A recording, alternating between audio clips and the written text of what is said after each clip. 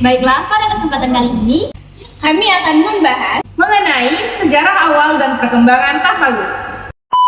Baiklah, di sini saya akan membahas tentang latar belakang munculnya tasawuf. Istilah tasawuf di masa Nabi Muhammad SAW tidak ada. Demikian pula di masa para sahabat dan tabi'in belum ada istilah itu.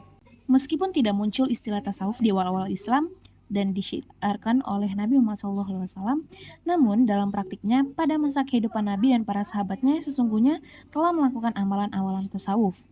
Bahkan, ajaran tasawuf merupakan sebuah konsep yang tumbuh sebelum Nabi Muhammad SAW lahir, baik dalam segi wacana, perilaku, maupun akidah. Menurut Mukhlis Salihin, istilah tasawuf pertama kali diperkenalkan oleh seorang tokoh bernama Abu Hisham, seorang zahid dari Syria. Ia mendirikan lembaga kaum sufi yang dinamakan Taqiyah, sejenis padepokan sufi. Kaum sufi memang percaya bahwa syariat adalah melaksanakan kewajiban-kewajiban keagamaan secara lahiriah dengan kriteria fikih dan bukan makna agama itu sendiri. Dengan itu, tak akan mampu membawa seorang muslim kepada tujuan puncak keberagamannya. Tujuan ini menurut kaum sufi adalah hakikat, yaitu sesuatu yang bersifat batinnya dan pada akhirnya berpuncak pada hilangnya ego serta menyatunya tauhid manusia juga sebagai sumber awalnya. Tasawuf sebagai sebuah ilmu pengetahuan baru muncul setelah masa sahabat dan tabi'in. Di masa awalnya, tasawuf ada dalam bentuk perilaku tertentu. Ketika kekuasaan Islam makin meluas dan terjadi perubahan sejarah yang fenomenal pasca Nabi dan sahabat. Ketika itu pula, kehidupan ekonomi dan sosial makin mapan. Mulailah orang-orang lalai pada sisi nurhani, budaya hedonisme pun menjadi fenomena umum. Saat itulah timbul gerakan tasawuf sekitar abad kedua Hijriah. Tasawuf merupakan suatu cabang keilmuan dan praktik keislaman yang lahir dari sisi alisan. Kehadirannya dalam Islam ditengarai muncul setelah Rasulullah SAW wafat sebagai upaya untuk mendekatkan diri kepada Allah Subhanahu wa Ta'ala. Pada hakikatnya, Nabi Muhammad SAW dan para sahabat sudah sufi. Mereka mempraktekkan selalu terhadap hal-hal yang tidak pernah mengagungkan kehidupan dunia, tapi juga tidak meremehkannya dan tidak merendahkannya. Tasawuf terjadi pada setiap umat dan agama-agama, khususnya Brahmana Hinduisme, filsafat iluminasi Yunani, Majusi Persia, dan Nasrani awal. perkembangan tasawuf terjadi pada 5 masa. Masa pertama ialah masa pembentukan yang terjadi pada abad pertama dan abad kedua Hijriah. Pada abad pertama, abad ini berfokus pada pembentukan hidup kerohanian kepada para penguasa dan bangsawan untuk menjauhi diri dari hidup bermewah-mewahan dan sikap duniawi. Dan pada abad kedua yang ditandai dengan sudah banyaknya individu-individu yang mulai memfokuskan diri pada kehidupan akhirat dan mengurangi kegiatan-kegiatan yang bersifat duniawi. Belum ada teori-teori tasawuf di fase ini. Yang ada adalah model-model perilaku asketis. Yang kedua yaitu masa pengembangan yang terjadi pada abad ketiga dan pada abad keempat Hijriah. Pada kurun ini muncul dua mazhab yang saling bertentangan, yakni mazhab tasawuf sunni dan mazhab tasawuf semi-falsafi.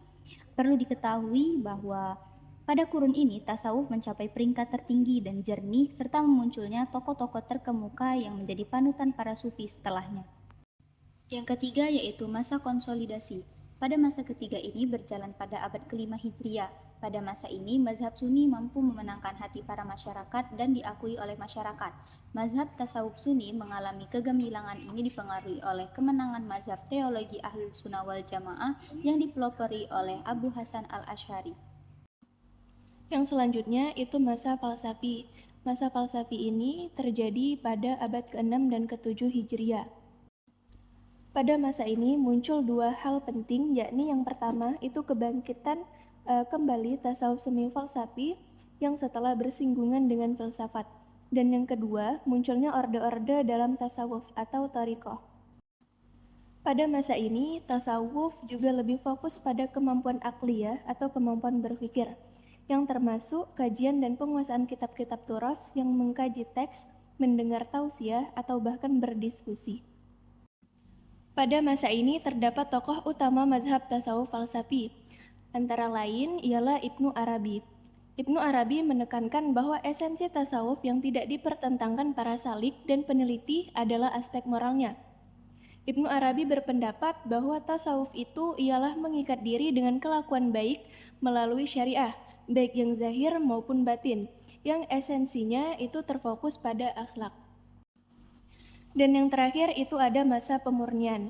Pada masa ini, pengaruh dan praktik-praktik tasawuf kian tersebar luas melalui thariqah-thariqah dan para sultan serta pangeran yang tak segan juga untuk mengeluarkan perlindungan dan kesetiaan pribadi mereka. Pada masa ini juga terlihat jelas tanda-tanda keruntuhan, penyelewengan dan skandal melanda dan mengancam kehancuran reputasi baiknya dengan ditandai munculnya bid'ah, khurafat, mengabaikan syariat, dan hukum-hukum moral dan penghinaan terhadap ilmu pengetahuan.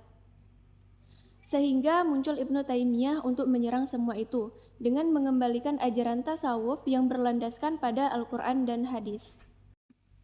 Dan pembahasan selanjutnya ialah mengenai faktor-faktor yang mempengaruhi munculnya tasawuf.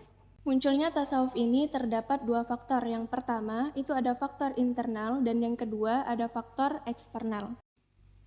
Faktor internal ialah faktor yang berasal dari dalam Islam, seperti pada ajaran-ajaran Al-Quran maupun contoh dari kesolehan Nabi Muhammad SAW atau hadis.